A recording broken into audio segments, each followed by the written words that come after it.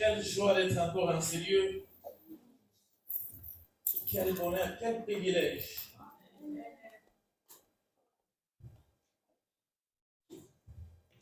Amen. Amen. Vous savez que j'ai toujours dit dans la présence de Dieu, l'attitude compte. Amen. Amen. Amen. Vous vous imaginez, vous venez dans la présence de Dieu, l'un reçoit et l'autre ne reçoit pas. Quelle est la différence entre les deux personnes? Le problème, ce n'est pas Dieu. Le problème, c'est entre les deux. Il doit y avoir quelqu'un qui ne vient pas avec une bonne attitude. Il y a quelqu'un qui est venu chercher Dieu, mais pas avec tout son cœur. Amen. Amen. Nous venons tous dans la présence de Dieu et nous devons sortir avec quelque chose de plus. Et non sortir de la manière dont nous sommes venus. La Bible dit, est-ce que la nature ne vous enseigne pas les événements qui se passent tout autour de vous? Faisons que ce moment que nous allons passer dans la présence de Dieu, que ce soit bénéfique pour nous. Amen. Amen. Je vais vous donner juste un exemple qui va préparer votre attitude avant que nous puissions recevoir le premier intervenant. Au quotidien, chaque jour, je suis en contact peut-être 10 000 personnes, je ne sais pas. Amen. Hein? Amen. Je fais les transports publics. Quand je fais les transports publics, j'ai le droit, en tant que chauffeur, de donner le lift même à 50 personnes le jour. Si je le veux. On nous dit que ça c'est un business, mais soyez humain.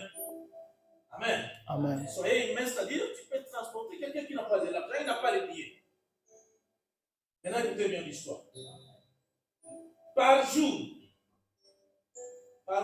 je donne les lifts, peut-être 30 personnes, c'est le minimum. Ils n'ont pas les billets, ils n'ont pas de l'argent, mais je les transporte.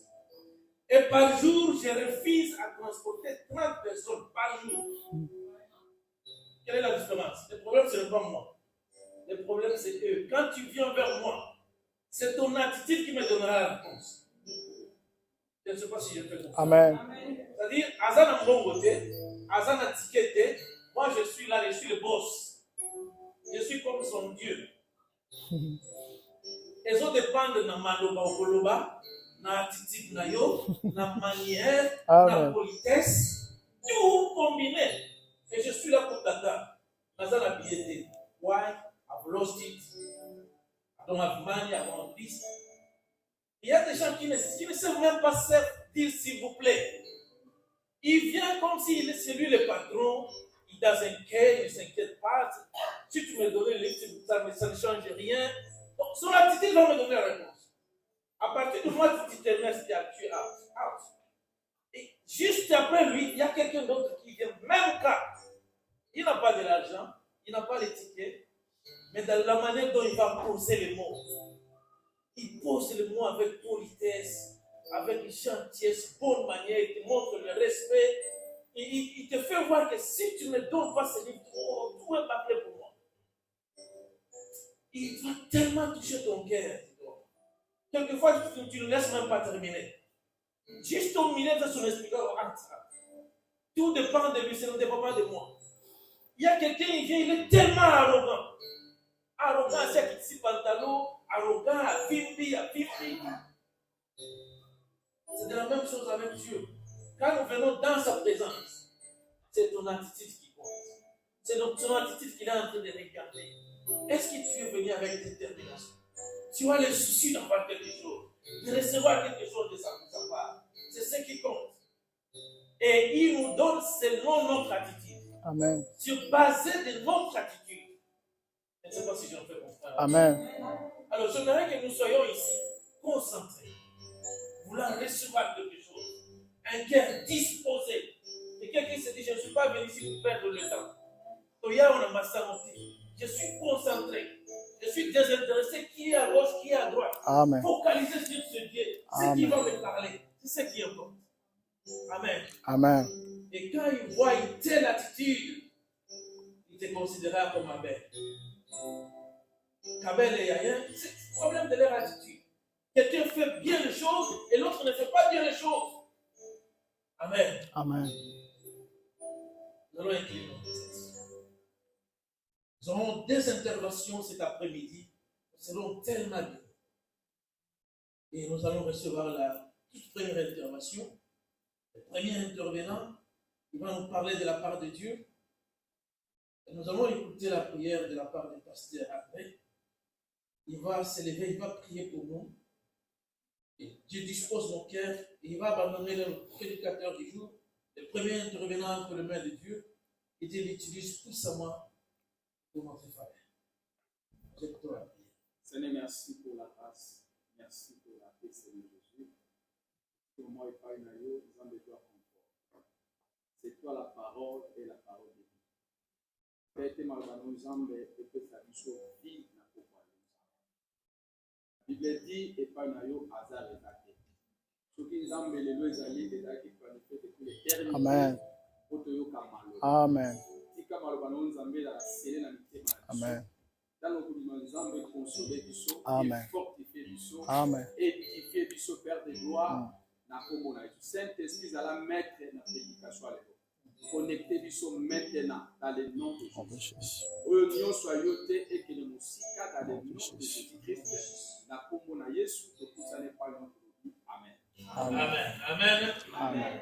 Sans plus tarder, nous allons inviter le pasteur Dadu, le docteur Dadu.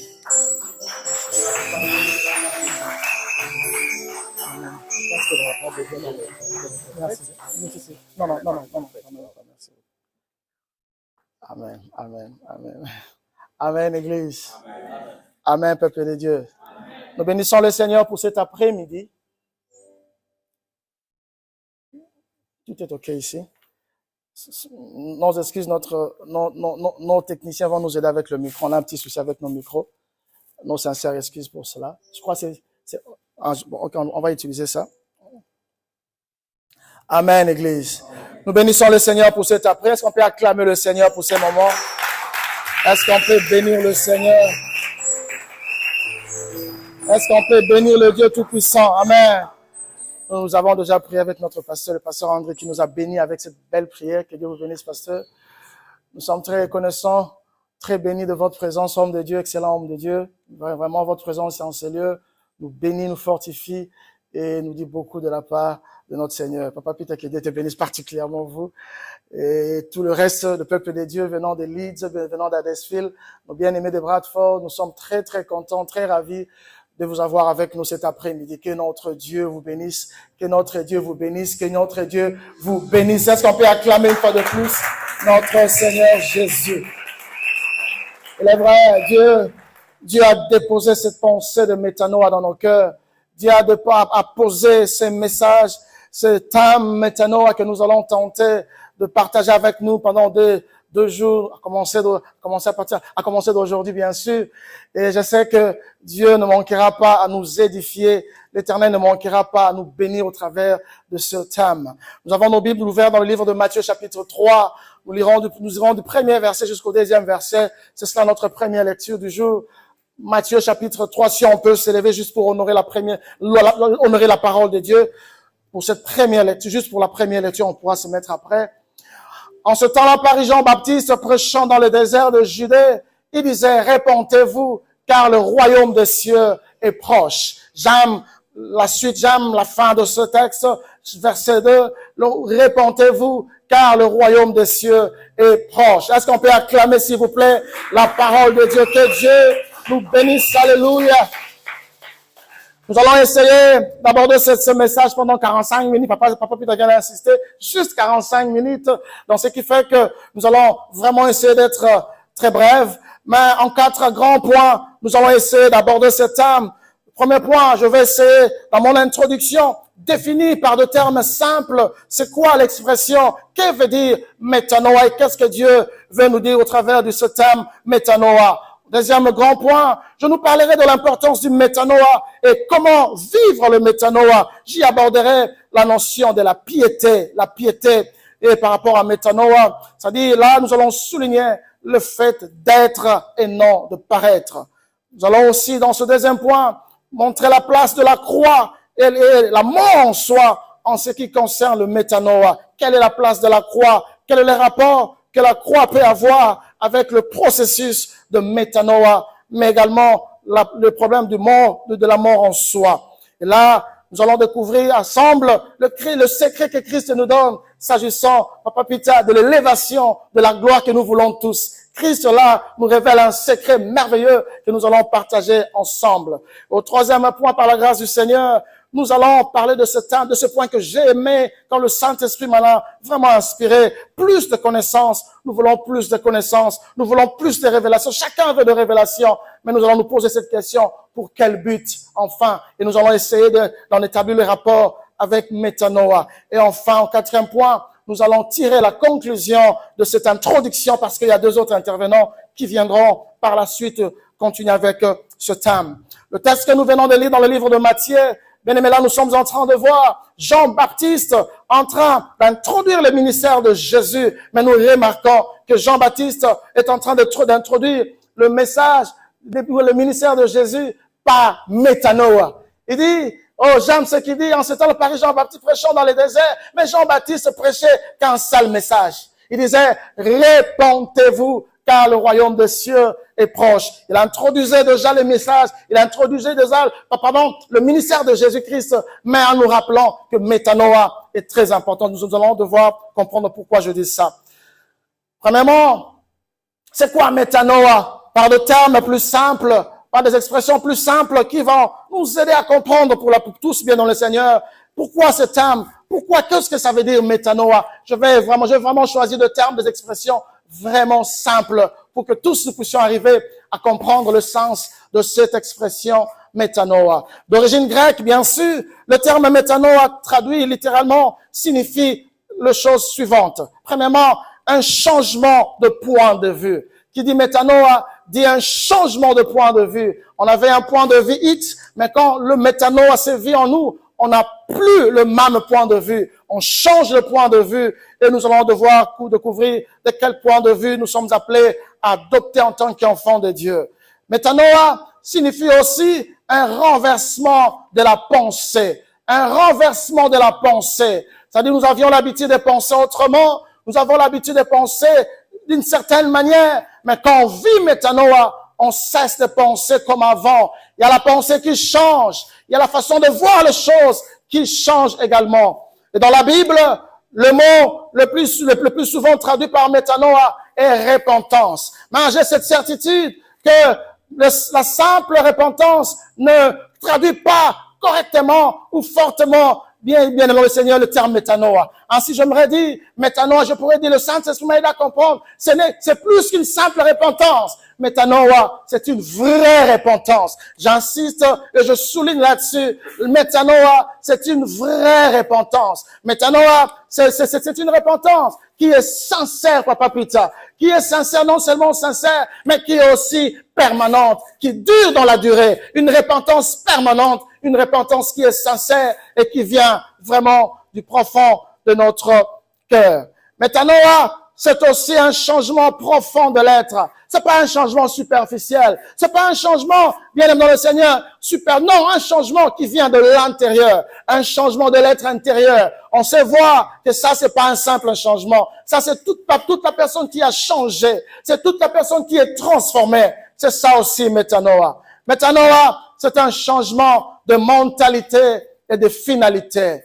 Avant métanoïa, on pouvait avoir d'autres finalités dans la vie. On pouvait se donner d'autres finalités dans la vie. Mais quand métanoïa arrive, la finalité change. Désormais, ma finalité, c'est plaire à Dieu. Ma finalité, c'est faire la volonté de Dieu. La finalité change. On sait voir les choses à la manière dont Dieu est en train de voir. On sait se dire non, c'est d'abord Dieu. Les autres choses viennent après. La finalité change. Et tout cela dans quel but? Pourquoi le métanoïa? Dieu, par la grâce du Seigneur, j'ai dû comprendre que le métanoïa n'a qu'un seul but, Papa Pita. Je sais pas pourquoi j'ai reviens sur Papa Pita. Alléluia. Mais je comprends une chose, que le but de tout ça, c'est de nous amener à ressembler à Christ. Nous sommes appelés à ressembler à Christ. Si nous sommes là à parler de métanoïa, c'est juste pour un but nous amener tous à ressembler à Christ qui est notre modèle, qui est notre Dieu. Mais également, nous amener tous à être transformés à l'image de Christ, à voir cette image de Christ en nous. Tellement important, Église. Je disais, mon deuxième point, j'aurais traité de ces problèmes. Comment vivre métanoïa? D'entrée de jeu, j'aimerais déjà nous dire que vivre métanoïa nous ramène à ce qu'on appelle la piété. La piété, tellement important, nous allons vraiment être bénis cet après-midi, la piété. Vivre métanoïa nous amène à expérimenter aussi la piété. C'est quoi la piété? J'ose croire que tu as déjà entendu parler de ce terme, la piété. De la manière la plus simple, la piété, c'est un vertu qui nous dispose à rendre à Dieu l'honneur qui lui est dû. À rendre à Dieu la gloire qui lui est due. À rendre à Dieu la gloire qui lui est due, l'honneur qui lui est dû, la vénération qui lui est due, le respect qui lui est dû. C'est ça, ce qu'on appelle la piété. Mais la piété, c'est aussi l'attachement fervent à Dieu, un sentiment de respect pour Dieu. C'est-à-dire, nous savons que c'est notre Dieu, nous nous attachons à lui et nous avons du respect, de la révérence par rapport à notre Dieu. Pourquoi j'aborde ce terme de la piété par rapport à métanoïa? Nous allons comprendre tout de suite. 2 Timothée chapitre 3, verset 1er jusqu'au verset 5e, nous dit quelque chose de très important que nous allons aborder tout à l'heure. 2 Timothée chapitre 3, verset 1, nous irons jusqu'au verset 5e. La Bible dit ceci.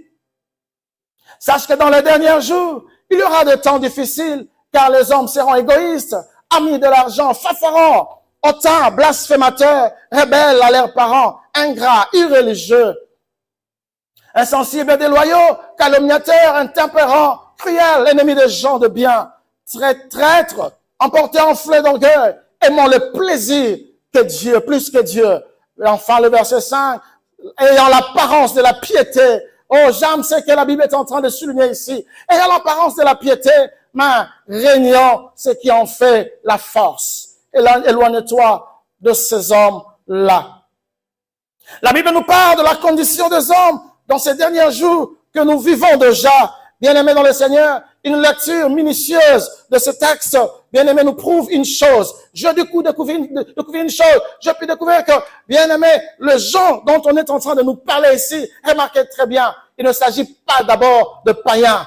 Remarquez, homme de Dieu, remarquez, peuple de Dieu, qu'il ne s'agit pas d'abord de païens. Parce que les païens n'ont rien à voir avec la vertu. Et bien, les là, faisant comme étant, ayant la vertu, ils ont l'apparence de la piété, pardon. Ils ont l'apparence de la piété, je disais. Allez-je dire. La piété. Nous avons défini la piété.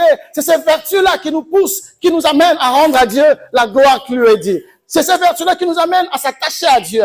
Mais ce genre, bien aimé dans le Seigneur, dans les derniers temps, la Bible est en train de nous dire, les gens auront l'apparence de la piété. Ils n'ont pas de la piété. Ils n'ont pas la piété en eux, mais ils ont seulement l'apparence. Je me suis posé une question. Jamais je n'ai vu l'apparence de la piété. Non. Les païens, ils n'ont que faire de la piété. Ils sont en train ils vivent leur vie. Rien à faire avec mais ce sont plus nous. Ceux qui se disent chrétiens, ceux qui se disent enfants de Dieu, ceux qui un jour se sont dit, j'appartiens à telle église, je suis membre de telle ou telle autre église. Ce sont eux qui, à un certain moment, ils paraissent comme étant des enfants de Dieu. Ils paraissent comme étant de ceux-là qui sont vraiment près de Dieu. Bien aimé, je vais insister sur un fait cet après-midi. Métanoïa doit se vivre. Métanoïa doit se vivre. Il ne s'agit pas de proclamer. Il ne s'agit pas de se dire, je suis enfant de Dieu, je suis chrétien, j'ai reçu Jésus. Non. Métanoïa doit se vivre. Cela veut dire ce changement profond dont nous sommes en train de parler. Cela veut dire cette transformation profonde dont nous sommes en train de parler doit être vécue. Doit être vécue dans la vie de chacun de nous. Hommes de Dieu, nous qui prêchons la parole, nous qui nous mettons devant le peuple de Dieu, dimanche après dimanche, prédication après prédication, bien aimé dans le Seigneur, est-ce que pratiquons-nous nous-mêmes ce que nous enseignons aux autres? Homme de Dieu, permettez-moi de vous poser cette question. Moi-même y compris, je me pose la même question. Suis-je en train de faire ce que je demande à l'église de faire? Il ne s'agit pas de dire, faites ceci, église, mais pendant que moi-même, je suis en train de faire le contraire. Métanoïa doit se vivre. Métanoïa ne doit pas être un slogan. Métanoïa ne doit pas être une apparence. J'insiste sur ce fait. Nous devons être Église. Il y a tellement d'apparence aujourd'hui dans l'Église. Il y a tellement de gens, il y a tellement d'enfants de Dieu qui apparaissent pieux, qui apparaissent, mais qui ne sont pas en réalité. J'aime toujours poser cette question à l'Église. Si on venait dans ta maison, si on venait auprès de ta femme, si on venait auprès de ton mari, qu'est-ce qu'il dira de toi? Qu'est-ce qu'il dira de la manière dont tu parles? Qu'est-ce qu'il dira de la manière dont tu réagis? Qu'est-ce qu'il dira de la manière dont tu te comportes? Est-ce que cela traduit réellement que tu as vécu l'expérience de métanoïa, Église? J'insiste sur ce point, je reviens sur ce point, c'est tellement important, Église de Dieu. Métanoïa, c'est quelque chose qui doit être vécu dans nos vies, vécu, expérimenté dans nos vies. C'est là que Dieu nous attend. Peuple de Dieu, as-tu vécu ce que nous appelons, ce que nous connaissons tous, des Corinthiens chapitre 5, verset 17. J'aime dire à l'Église, dans tout enfant de Dieu, il doit y avoir un avant Jésus et un en Jésus-Christ. J'insiste, je reviens encore. Dans la vie d'un enfant de Dieu, il faudra qu'il y ait ces deux temps. Un avant Jésus et un en Jésus-Christ. Mais qu'est-ce que nous voyons en ce jour? Beaucoup bien dans le Seigneur, on se voit, il n'y a pas de distinction avant Jésus et en Jésus-Christ de Nazareth. Peuple de Dieu, as-tu vécu cette expérience de métanoïa? As-tu vécu des Corinthiens 5, 17? Si nous sommes ici, c'est pour insister sur le fait que nous venons pas à l'église pour passer notre temps inutilement. C'est pour insister sur le fait que nous n'avons pas reçu Jésus pour rester le même personne. Nous n'avons pas accepté Jésus en lui donnant nos vies pour rester le même personne. C'est la question que je me suis toujours posée, et je crois même à Desville, l'autre fois je me suis posé encore cette question. Nous avons tant des églises, dans notre pays particulièrement, autant des églises. Sur chaque avenue, tu trouveras 10 églises. Tu trouveras tout le monde se dire, en train de se dire, nous sommes chrétiens. Mais, hélas, malheureusement, le mal ne fait que s'accroître. Au milieu de ceux-là qui se disent chrétiens, au milieu de ceux-là qui proclament, qui se disent, je suis enfant de Dieu. Et malheureusement, même plus loin, au milieu même de ceux-là qui se disent, je suis serviteur de Dieu. Des fois avec de gros titres, pasteur, bishop, archibishop, avec de grands, mais parfois même de grandes églises. Mais, les œuvres. Église, où sommes-nous aujourd'hui? Église, où est la place du métanoïa? Où est la place du vrai changement aujourd'hui? Quand Jésus intervient dans la vie de quelqu'un, une vie qui a été touchée par Jésus ne reste jamais la même. Alléluia. J'aime ce que Matthieu chapitre 15, verset 8 à verset 9 est en train de nous dire. Matthieu chapitre 15, verset 8 à 9, la Bible dit ceci, ce peuple est mon nom de l'œuvre, mais son cœur est éloigné de moi. Dieu n'aimerait pas que nous soyons dans ce cas de ceux-là qui disent, je suis chrétien, je suis serviteur de Dieu. Ça fait depuis 10 ans, 20 ans que je suis dans le Seigneur. Non, ce peuple est mon nom de l'œuvre, mais son cœur est éloigné de moi. C'est en vain qu'ils m'honorent en l'enseignant des préceptes qui sont des commandements d'hommes. De plus en plus, bien aimés dans le Seigneur, nos actes traduisent, nos œuvres traduisent qu'en réalité, nous sommes loin de ce Dieu que nous proclamons. Nous sommes loin de ce Dieu que nous croyons, que nous disons appartenir. Nous sommes loin de ce Dieu que nous proclamons avoir reçu dans notre vie. Nous sommes tellement éloignés. Alléluia, Église. Amen, Église. J'aimerais insister sur le fait, la fonction première de l'Évangile, quand nous venons à l'Évangile, quand nous venons à Jésus, c'est pour un changement profond. C'est pour un changement profond, bien aimé dans le Seigneur. Oh, j'aimerais dire à quelqu'un, Dieu ne nous appelle pas d'abord à être pasteur. Dieu ne nous appelle pas d'abord à être évangéliste. Dieu ne nous appelle pas d'abord à venir chanter devant. Dieu ne nous appelle pas d'abord à faire ce que nous faisons pour lui. Dieu nous appelle d'abord pour notre cœur. Oh, je reviens encore sur ce point. Dieu ne nous appelle pas d'abord à faire ce que nous sommes en train de faire. Dieu nous appelle d'abord pour notre cœur. Pour notre cœur. Il tient notre cœur. Il veut transformer nos vies.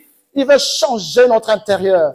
Ainsi, dans Matthieu chapitre 23, verset 25 et verset 29, la Bible nous dit ceci.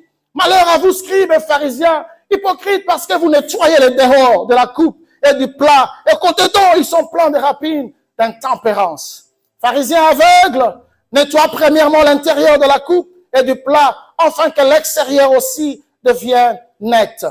Verset 27. Malheur à vous, scribes et pharisiens, hypocrites, parce que vous ressemblez à des sépulcres blanchis. Waouh!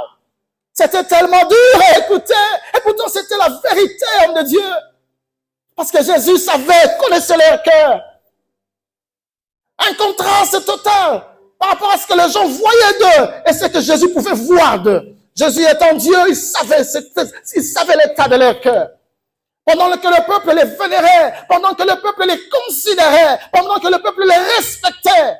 Mais Dieu voyait autre chose. Dieu voyait autre chose. Blanchis qui paraissent beaux au dehors et qui au dedans sont pleins d'ossements, de mort et de toute espèce d'impureté. Verset 28. Vous de même au dehors, vous paraissez, voilà bien dans le Seigneur. Il ne s'agit pas de paraître. Maintenant, on avait dit, vivre et non paraître. Vous paraissez juste aux hommes, mais au dedans, vous êtes plein d'hypocrisie et d'iniquité. Enfin, malheur à vous, scribes et pharisiens hypocrites, parce que vous bâtissez des tombeaux de prophètes et vous ornez les sépulcres de justes. Les pharisiens en sont un exemple typique, bien aimé, un exemple frappant. Des gens qui n'ont pas connu Métanoïa. Des gens qui professaient, qui confessaient, qui se disaient être pieux.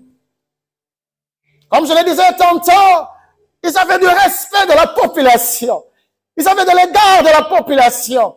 Parce qu'ils croyaient que c'était des hommes qui sont vraiment plus à côté et attachés à Dieu. Mais Jésus savait leur cœur.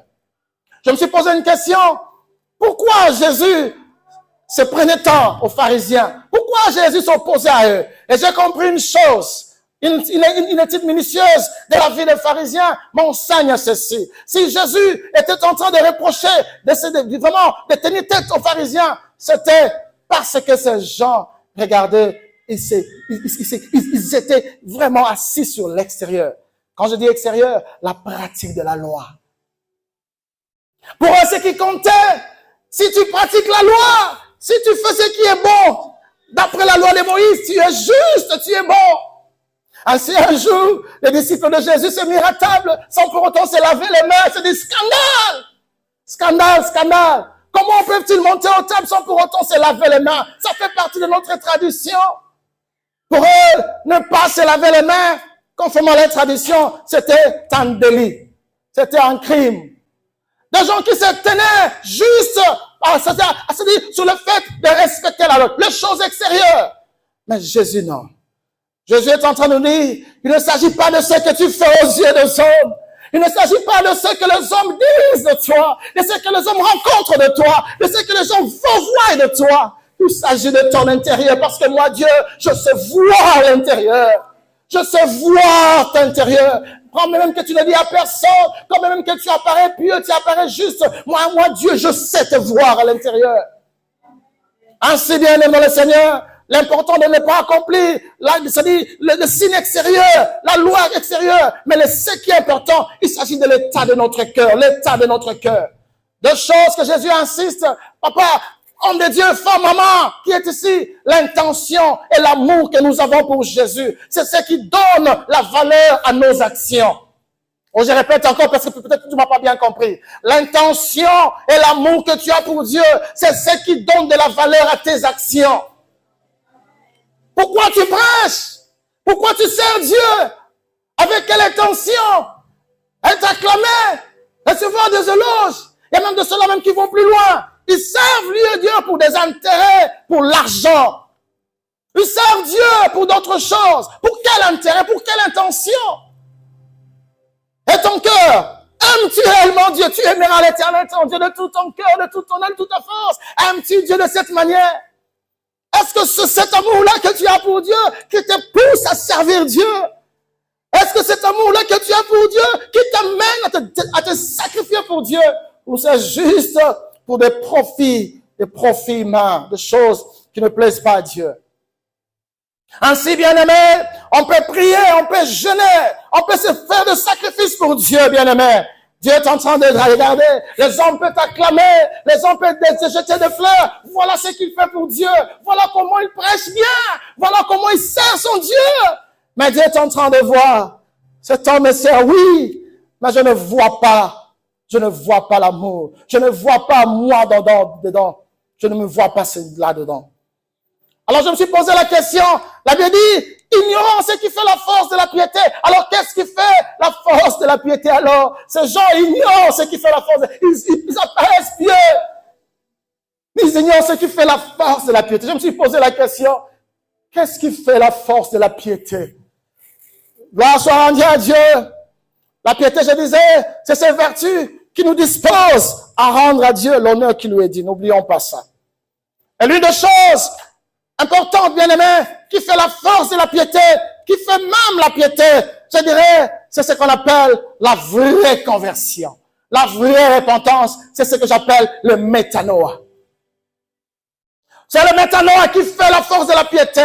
Vous savez, il n'y a que des gens qui ont donné réellement leur vie à Jésus, qui peuvent donner gloire à Dieu conformément à Dieu lui-même, qui peuvent donner la louange à Dieu, une louange qui plaît à Dieu. Il n'y a que des gens dont le cœur a été conquis par Dieu lui-même, qui peuvent dire à Dieu, Seigneur, je te sers sans intérêt, je te sers avec amour. Et bien déclare, les revenus ou les vrais adorateurs adoreront le Père en vérité et en esprit. J'ai compris une chose, il n'y a que ceux-là qui ont vécu métanoïa, qui peuvent réellement, bien dans le Seigneur, être dans ces catégories de personnes. Et qui dit, vraie conversion, bien aimé dans le Seigneur, dit aussi ce que j'appelle la croix. La croix. Pourquoi la croix?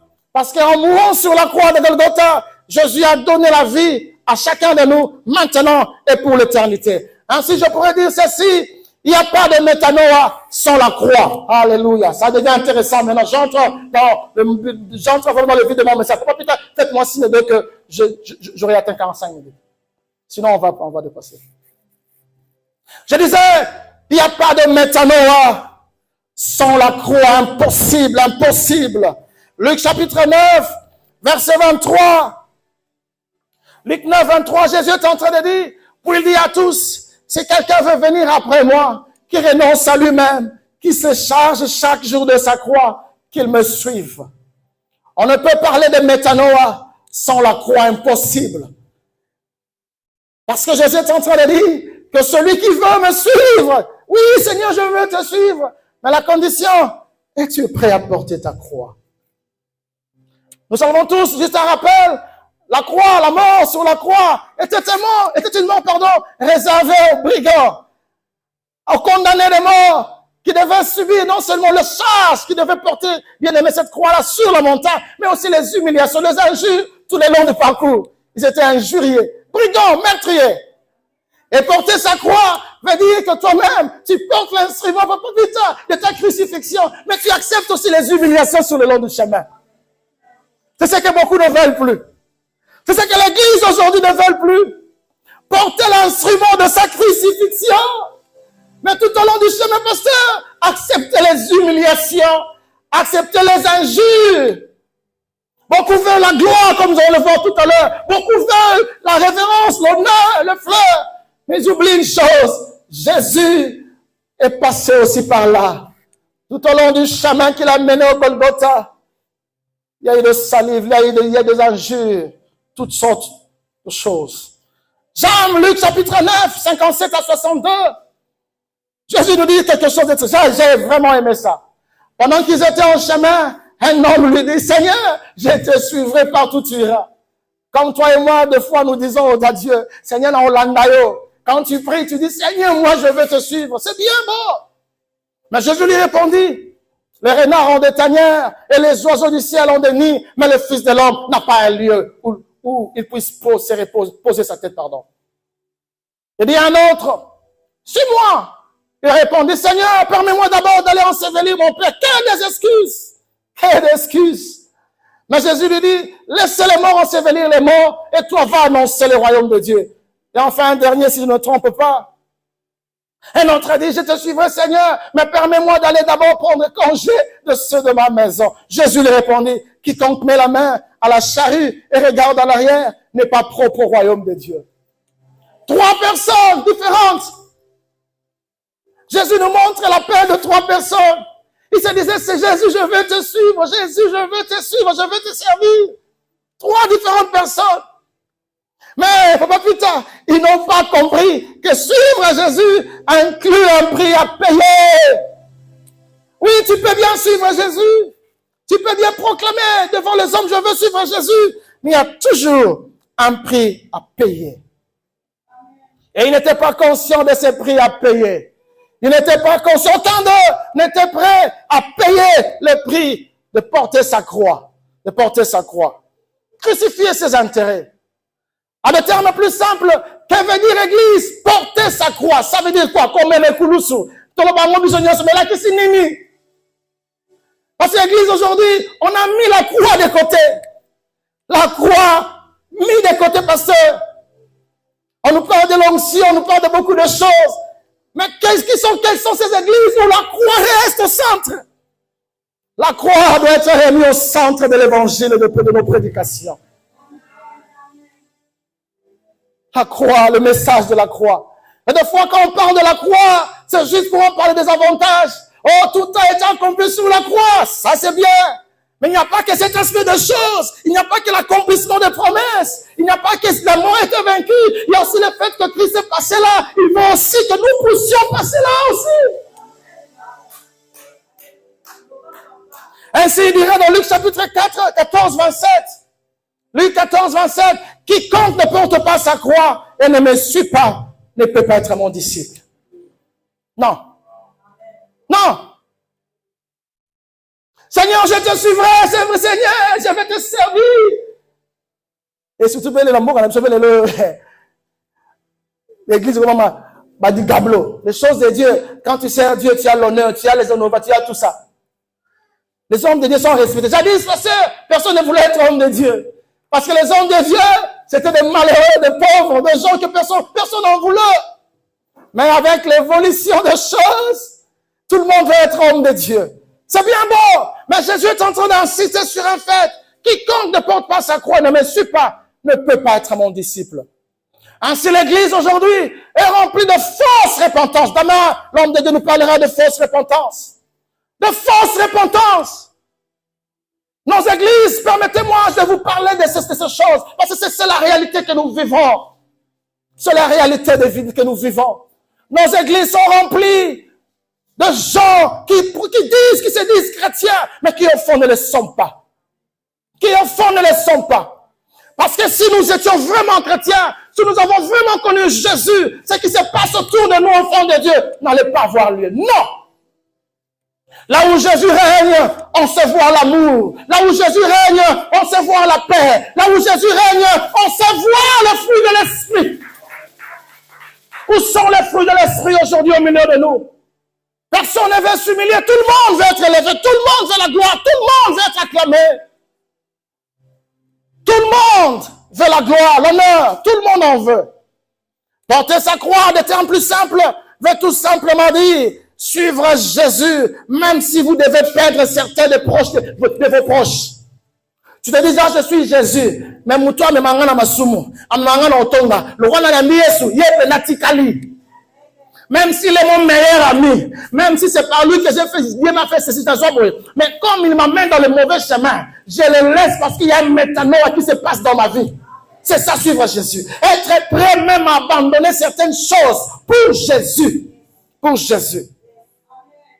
Oh, je dis à quelqu'un, métanoïa, c'est attaché à la porter sa croix. C'est-à-dire être prêt à porter sa croix, veut aussi dire être prêt même à être abandonné par sa famille. Vous savez, il y a de ces familles-là, quand tu reçois Jésus, tu es abandonné.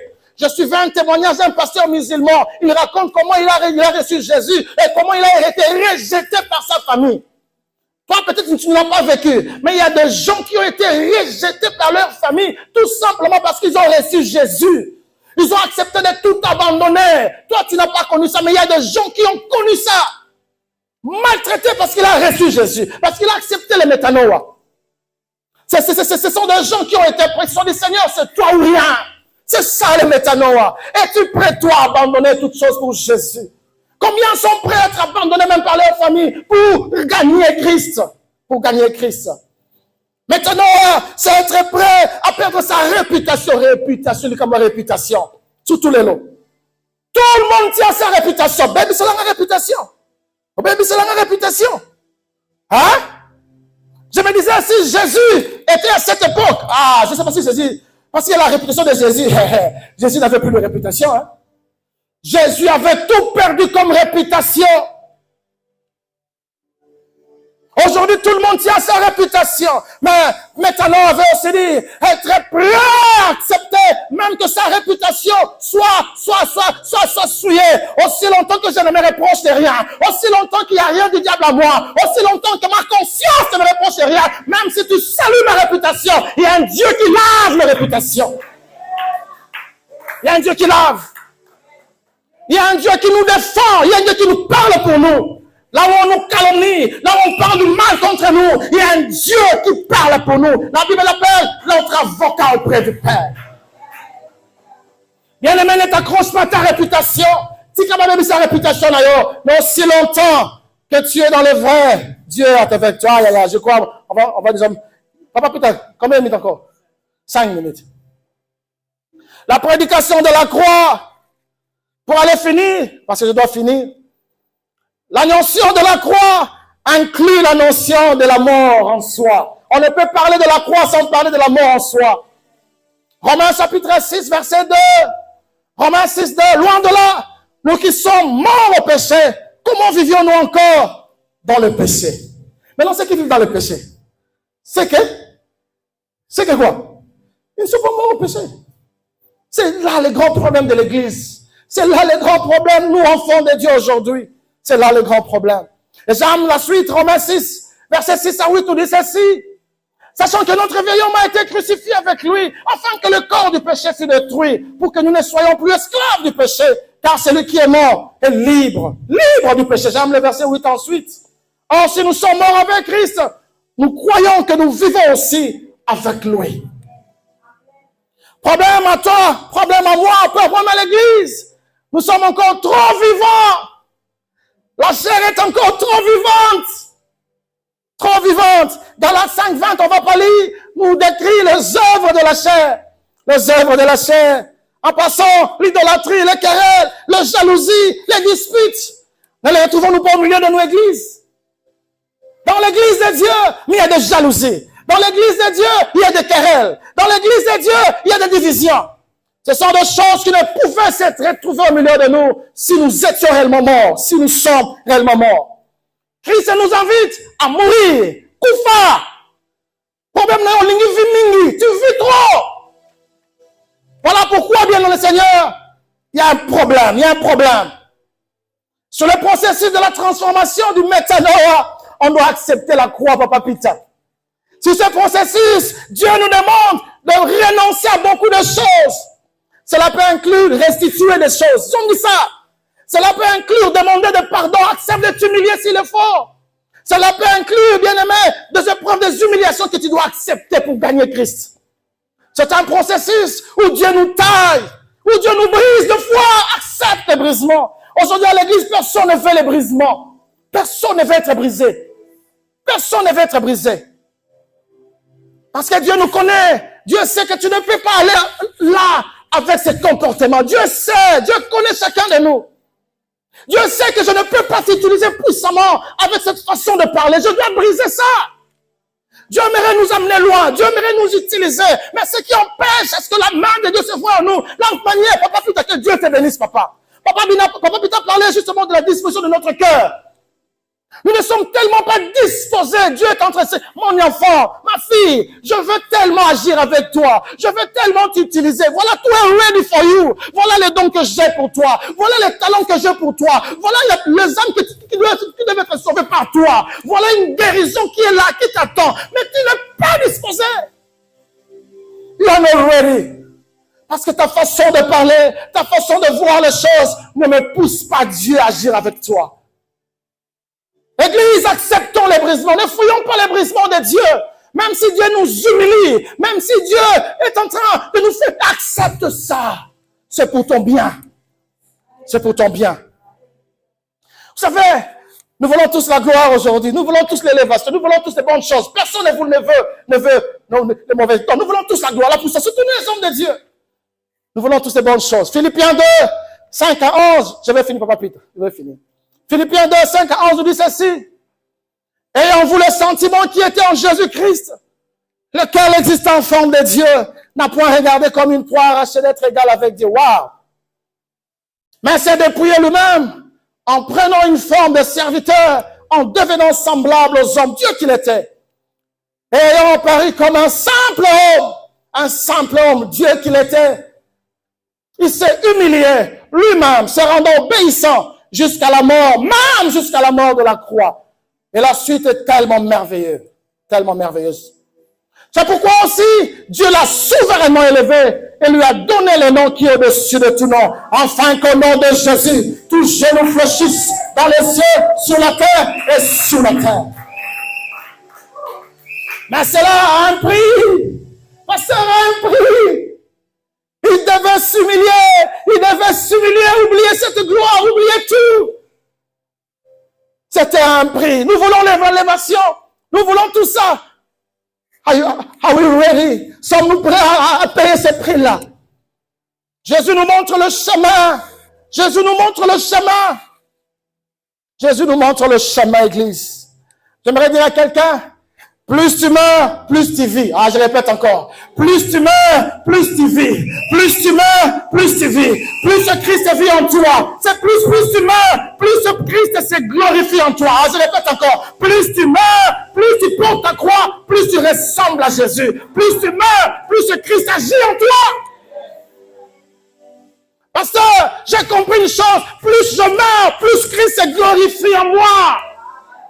Plus je meurs, plus ma chair meurt, plus mon moi meurt, le moi meurt, plus tout meurt en moi, plus Christ agit en moi. C'est cela le secret que Dieu aimerait nous donner à ce moment. Vous savez, à Kinshasa, souvent, ceux qui ont grandi à Kinshasa, moi, au Congo, apparemment les choses ont changé, les temps ont évolué. Quand il y avait deuil quelque part, comment on savait? On mettait les rameaux au coin des avenues. Même si la personne que tu ne connaissais pas, mais tu sais que là-bas, il y a quelqu'un qui est mort. Ainsi, dans un matanga, dans un deuil, ça se plaint. Même si la personne de son vivant était méconnue de tous. Un inconnu. Mais je recouvre pas. À CP, merci. Alors, j'ai compris une chose. C'est quand tu meurs que Dieu te lève. C'est quand tu meurs que ta renommée se répète. C'est quand tu meurs, bien peuple de Dieu. Dieu nous appelle à mourir. Faisons mourir les membres, faisons mourir, bien-aimés, le péché qui est en nous. Faisons mourir les œuvres de la chair qui se manifestent en nous. J'aimerais rappeler à quelqu'un avant de finir, dans le royaume des cieux, c'est le qui perd gagne. J'aime ça. Qui perd gagne. Plus tu perds ta renommée, ta réputation, les choses du monde, plus tu gagnes Christ.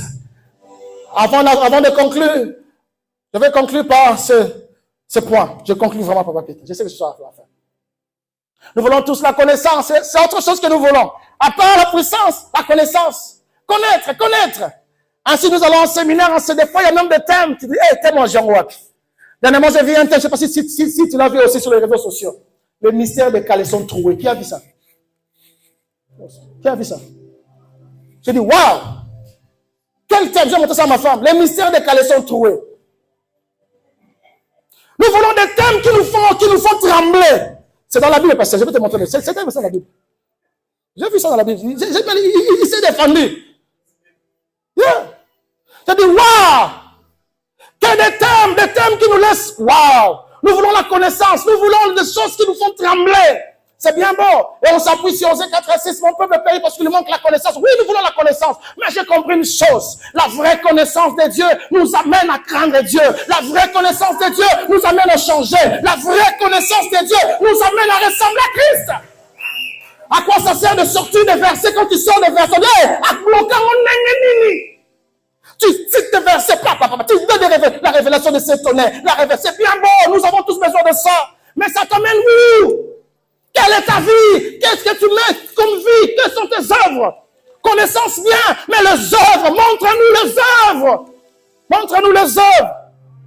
Je conclue par 2 versets parce que je dois conclure. 2 versets, Matthieu 7, 21, 23.